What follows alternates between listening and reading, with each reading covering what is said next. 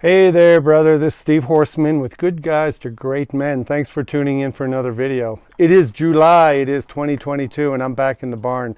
I used to make a lot of videos down here, then winter came, and well, I'm back here to talk about something that is an old familiar topic, but you may not have heard it before. I'm going to tell you some things you may not know in this video. And one thing I want to tell you about what you may not know has to do with how you think about your thoughts. Now, if you're watching this video, you're watching it because your hair is on fire because your wife doesn't love you anymore. You might be looking at a divorce. You might be feeling like your mojo is gone. You want to be a more confident man. You want self-respect back and all of that stuff. That's the type of guy I talk to. That's the type of guy I have been for the last 10 years, trying to become more confident, more clear, and better in relationships. So if that's you, listen up. The topic has to do with how your thoughts can make you freaking crazy. If you're the guy I'm talking to, there are times, especially in relationship, especially if you're looking at separation, or if you're disconnected, or she's threatening divorce, or she loves you but she's not in love with you. Thoughts can make you crazy. There is a runaway train of thoughts just steaming their way into your head about what it's going to be if I get rejected, what it's going to be if I get abandoned, what if I am alone, what if she takes my kids, what if I lose everything I have, what if another guy comes into her life and starts fathering my kids, where am I going to live, what am I going to do, how am I going to get by, am I ever going to find someone as beautiful as her again, am I ever going to be happy again, right? That's the steam train just coming through your head. And I want to tell you one thing we teach, guys. On this video, I want to teach you the one thing that we teach. That train's going to come. You can't stop the train. The train of thought is going to come. What you can do is change how you think about the train that's coming in. And one exercise we like you to think about doing is becoming an observer of yourself and your thoughts. This is becoming a bigger you who stands up here, a bigger self. Think of it as an older, more mature, fatherly self who is helping the younger, panicky, fearful self through this freight train of thought. When you're up here and you can talk to him and you say, I see what you're seeing. I see the thoughts. I see the fears. I know the words you're using. I know the movies that are in your head. And you talk to your younger self and you put a hand on his shoulder and you say, little dude, you're going to be okay. You're okay right now. You were born okay. You are a man of love. You're a man of value. You're a man who can have what he wants.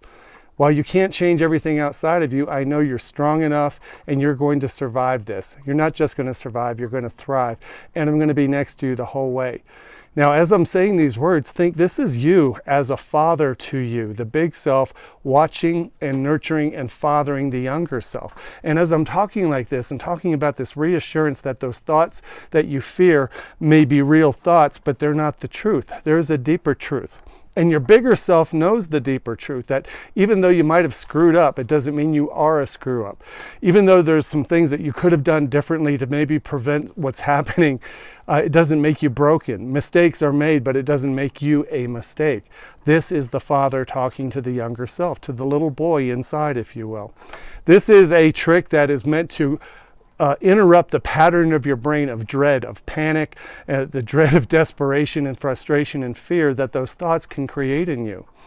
You are not your thoughts. Just because you have a thought doesn't mean that it's true, and it doesn't mean that it is who you are. So who you are really is the bigger, more mature self. And in this exercise, I'm asking you to suspend the fear that you have and father that part. Notice what happens when you do this. When you heard me talking, your brain might have stopped the train of thought for a while. The train wasn't through anymore because you replaced it with a different train of thought. Something more mature, something more positive, something more encouraging and supportive. And here's the big truth. The big thing. The big thing is that it's true.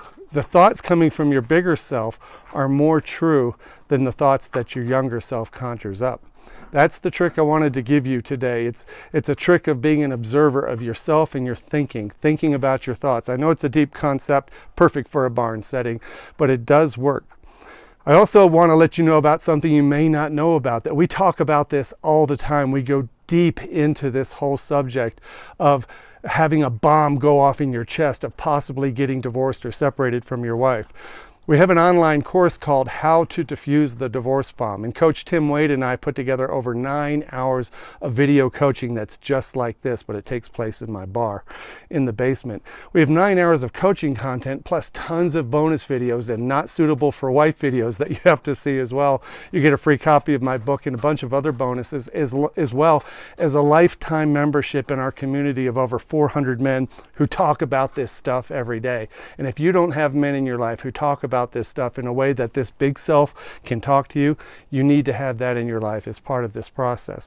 So go to the link that is below this video for How to Diffuse the Divorce Bomb. Click on that, read the page. There's a lot of information, including sample trailers from the different modules in there. We would love to have you join us in that course, and I would love to see your face at our next live meeting that we do each month. So take care, brother. Thanks for watching, and I hope that little tidbit I gave you helps you get some sleep tonight. Bye-bye.